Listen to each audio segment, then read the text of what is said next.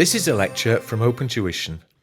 To benefit from the lecture, you should download the free lecture notes from opentuition.com. In Chapter 6, as we can see here with the title of the chapter, we deal with the basis periods for trading profits. I'll explain that in a moment's time. But fortunately, this is an area that for many, many years has not changed. And therefore, so far as this chapter is concerned, after this brief introduction, you'll be viewing the lectures that were prepared under Finance Act 2017, basically last year's lectures. Why? It hasn't changed and there is no need to re-record it for you there. The only things that you will see different in terms of this particular first section of the chapter is the particular dates that we use for accounting periods and the tax years that then they will be assessed in. But the principles, the rules have not changed for many, many years. And I don't think they will change for many more years either there. So all of the rules are the same. So here we'll be using last year's lectures for both Section 1, dealing here with basis periods, and also for Section 3, that deals with something called the cash basis for small businesses. Again, the rules have not changed. Section 2 deals with, again, basis periods, but looking specifically at capital allowances. Now, again, these rules have not changed, but because in there is an example that asks you to prepare the income tax liability for our tax year 2018-19, what I've done is to re-record that particular lecture so you can see an up-to-date answer for the example concerned. All the other examples, all that changed is a date. And again, you can follow through on the old notes if you prefer, or just again follow through on the examples here in the current notes where everything's moved on a year basically. And of course, you've got the answers in the back there.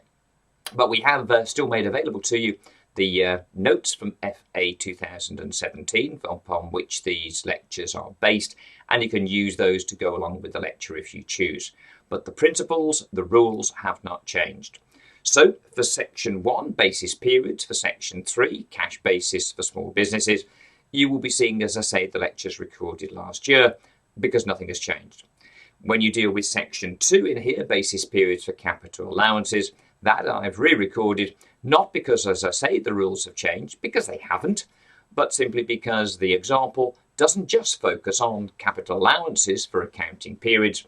It also asks you to prepare a calculation of the income tax liability for our tax year 2018-19. And the rates and allowances and personal allowance level, of course, have changed from 17-18 to 18-19, thus the revised recording for you there. So I'll leave you, therefore, to get on with last year's lectures, but the same rules, dealing with this most important area. How do we establish which particular tax-adjusted trading profit for any given accounting period? How do we know which one of those profits is going to be assessed in each tax year? In Chapter 2, we saw our income tax computation, and that therefore would bring together all the relevant amounts of assessable income using the relevant basis of assessment for each tax year. Most bases of assessment were actual basis. In terms of earned income, employment income would be, as we'll see in Chapter 9, on an actual received basis. And that received basis was again used when looking at our dividend income, our interest income, and indeed from our tax year 18-19 onwards, we're also talking there about property income on a cash received basis as well. The only one that is different to that is this one, trading profits, whereby we have a basis of assessment known as current year basis, CYB, which is where we attempt to relate our accounting year that can be to any date we, the business person, choose to prepare our accounts to. How do we take any such accounting period and relate it to a tax year? The clue's in the name, current year basis.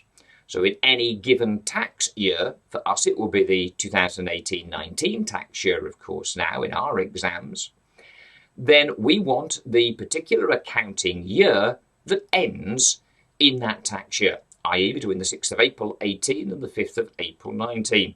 So if you've chosen the 30th of June, say, as your accounting date, which 30th of June ends within the 2018-19 tax year? which 30th of June falls between the 6th of April 18 and the 5th of April 19. Very obviously, it's the 30th of June 18. And that is the particular tax-adjusted trading profit that we pick up and will then assess within the 18-19 tax year's income tax computation. Now, all of that will be explained to you in the coming lectures. Again, nothing has changed in terms of principles and rules. All that's happened is that the examples that you'll see have just moved on basically a year, but the rules the rules do stay the same. Okay, I'll see you again in rather more recent time. You'll see the older version of me for a few lectures there. And then in part 4 of this, part 4 in terms of the lectures on this chapter, I'll take you through the modern version of example, I think it's 6, but the example that deals with capital allowances and their involvement in terms of establishing that tax-adjusted trading profit that will then be assessed in the relevant tax year of assessment. I'll leave you to the detailed lectures now.